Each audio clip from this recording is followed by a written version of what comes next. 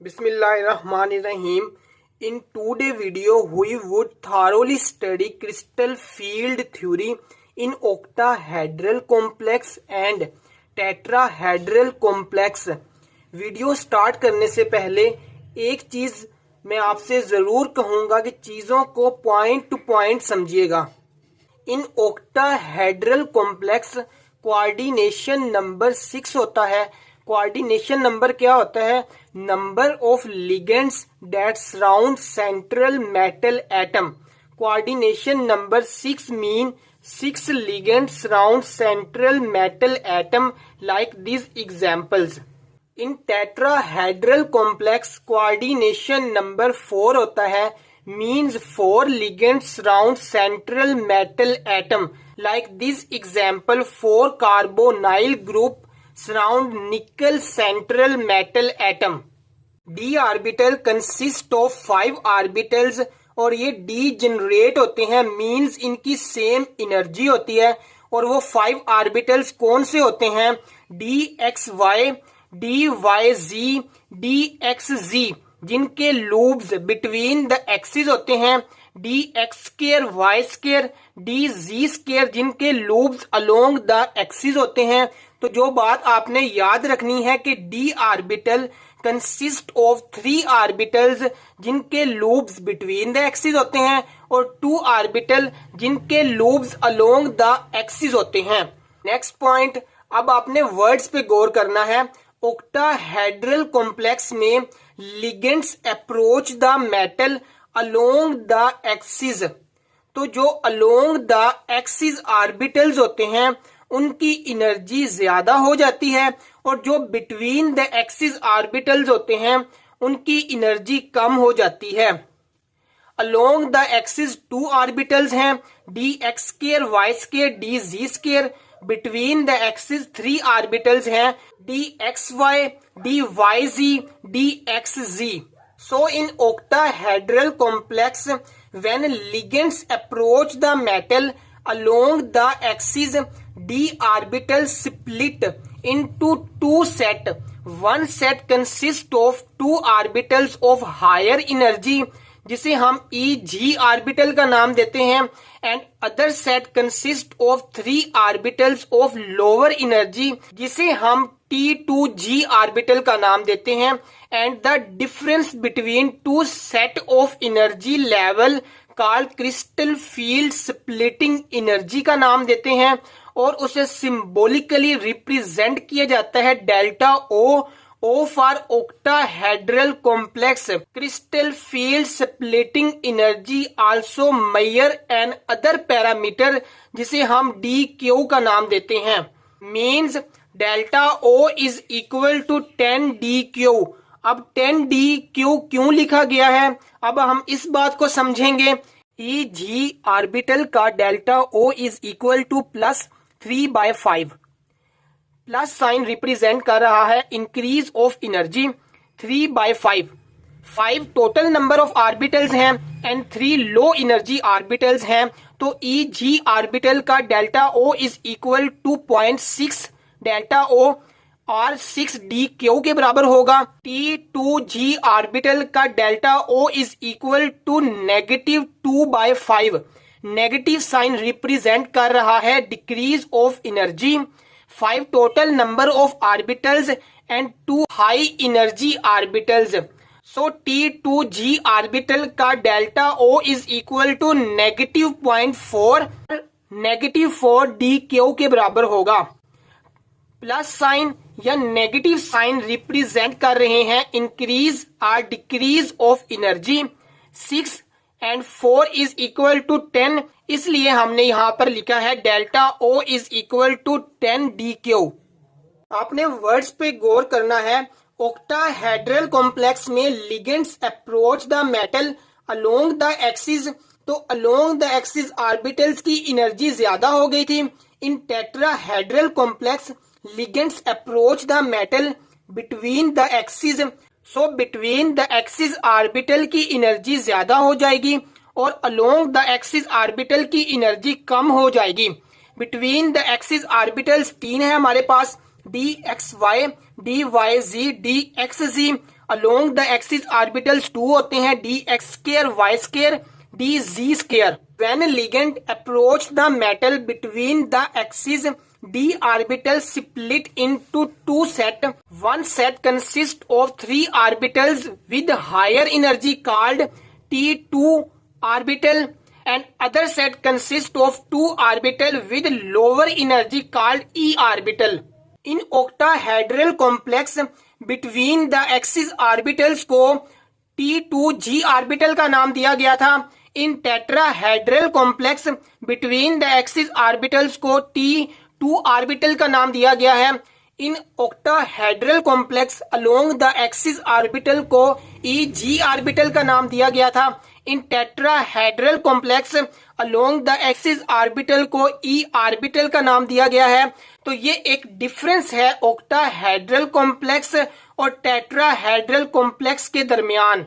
In tetrahedral complex, energy difference between two set of d orbital called crystal field splitting energy, जिसे symbolically represent किया जाता है delta T के साथ।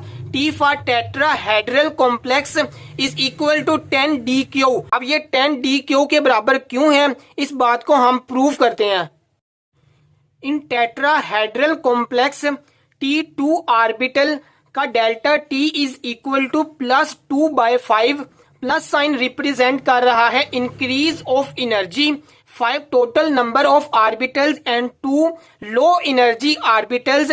सो T2 का delta T is equal to 0.4 और 4 dq के बराबर होगा। EG ऑर्बिटल का delta T is equal to -3/5।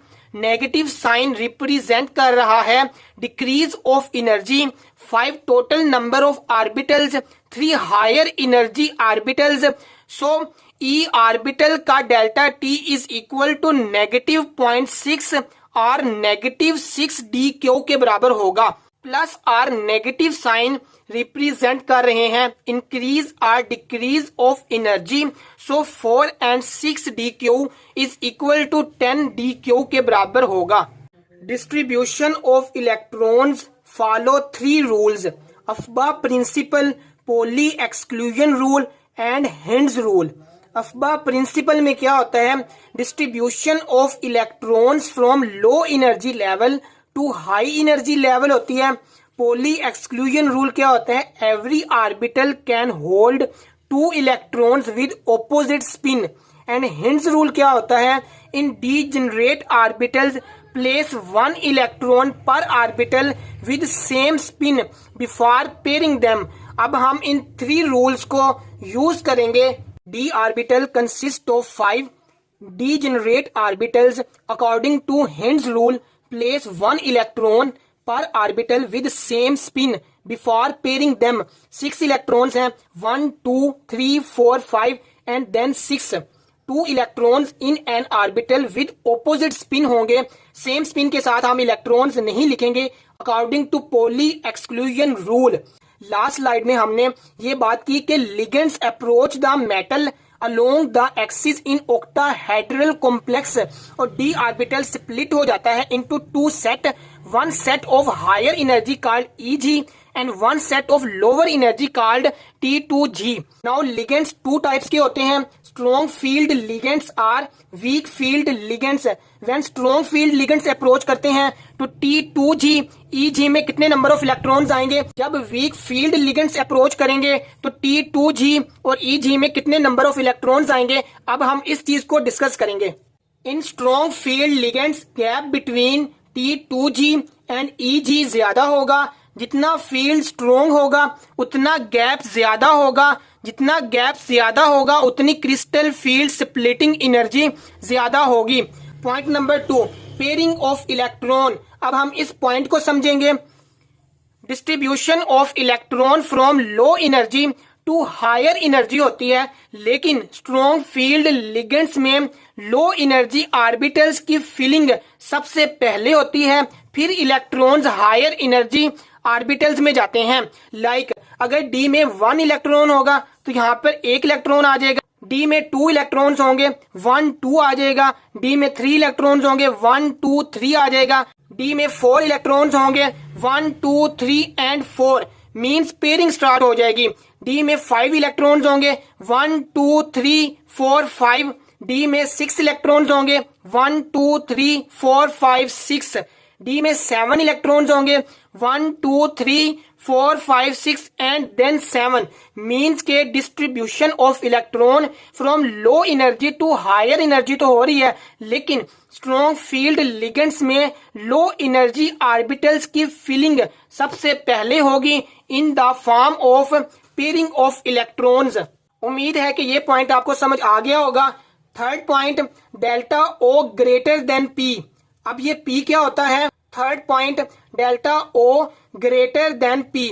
P क्या होता है? The energy required for electron pairing in a single orbital. Strong field ligands में गैप बिटवीन 2 ऑर्बिटल ज्यादा होता है, तो crystal field splitting energy mean delta O ज्यादा होगा।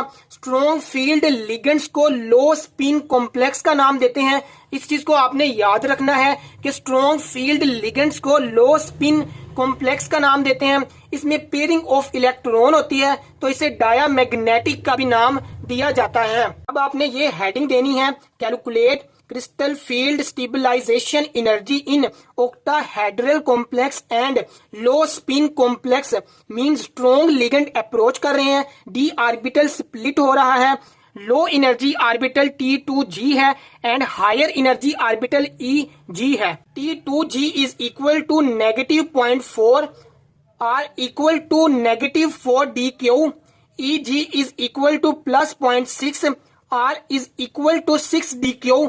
इसको कैसे कैलकुलेट करना है ये पहले हम डिस्कस कर चुके हैं। Calculate crystal field stabilisation energy of D6 in octahedral complex and low spin complex. Low spin complex क्या होता है? जिसमें पेयरिंग ऑफ इलेक्ट्रॉन होती है, D6 है, तो T2G में कितने इलेक्ट्रॉन जाएंगे? 1 2 3 4 5 6। 6 इलेक्ट्रॉन T2G में होंगे, EG में कोई इलेक्ट्रॉन नहीं जाएगा, तो इसकी crystal field stabilisation energy is equal to 6 number of electrons हैं। T2G is equal to -0.4 delta O के बराबर है, तो ये -0.4 डेल्टा O यहाँ पर लिखेंगे, 0 को ऐड नहीं करेंगे, प्लस 2P। P क्या है? पेयरिंग एनर्जी है। 2 कहां से आएगा?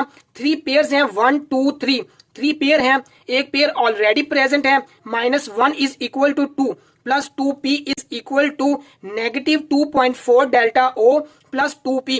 This is crystal field stabilisation energy of D6 in low spin complex. Now D7, 7 number of electrons हैं, तो 1 2 3 4 5 6 इलेक्ट्रॉन T2G में होंगे, एक इलेक्ट्रॉन EG में जाएगा। Calculate crystal field stabilization energy of D7 of low spin complex and comment this answer in comment section. Weak field ligands, point 1 gap between T2G and EG कम होगा, means gap between two energy level कम होगा। Point number 2, no pairing of electron means distribution of electron low energy level to high energy level होगा, लेकिन pairing start नहीं होगी। Like strong field ligand में क्या होता है? इलेक्ट्रॉन्स की पेयरिंग स्टार्ट हो जाती है T2G ऑर्बिटल में और इलेक्ट्रॉन EG ऑर्बिटल्स में नहीं जाते। Point number 3, delta O less than P, क्योंकि ये गैप कम होता है, सो डेल्टा O भी कम होगा। Point number 4, high spin complex.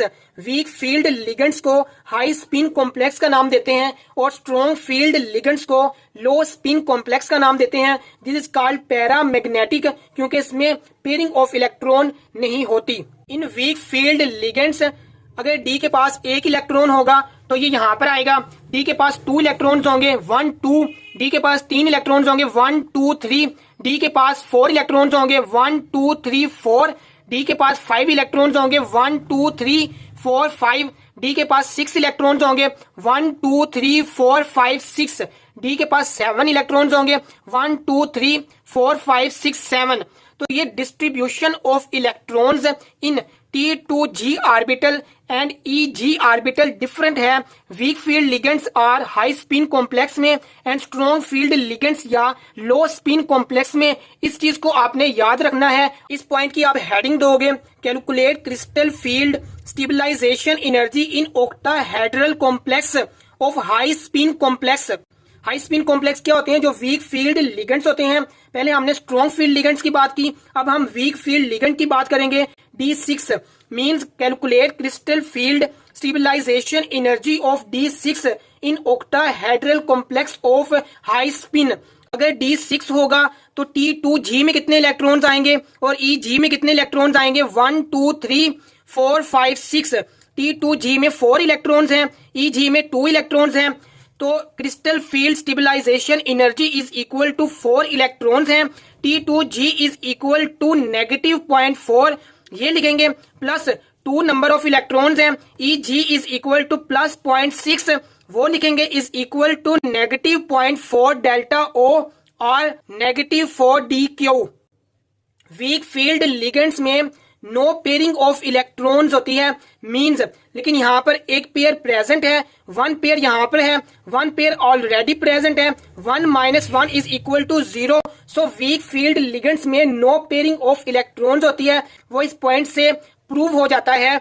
Now D7 calculate crystal field stabilisation energy of D7 in octahedral complex of high spin.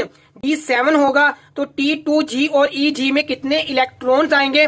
1 2 3 4 5 6 7 means T2G में 5 electrons आएंगे और EG में 2 इलेक्ट्रॉन्स आएंगे। Now calculate crystal field stabilisation energy and comment this answer in comment box. अगर हम compare करें D6 in strong field ligands and weak field ligands, strong field ligands में T2G 6 electrons हैं, EG में 0 electrons हैं, and weak field ligands में D6 T2G 4 electrons हैं, EG 2 electrons हैं। In the next part, we would discuss some other important features of crystal field theory. If you like our videos, please subscribe our channel.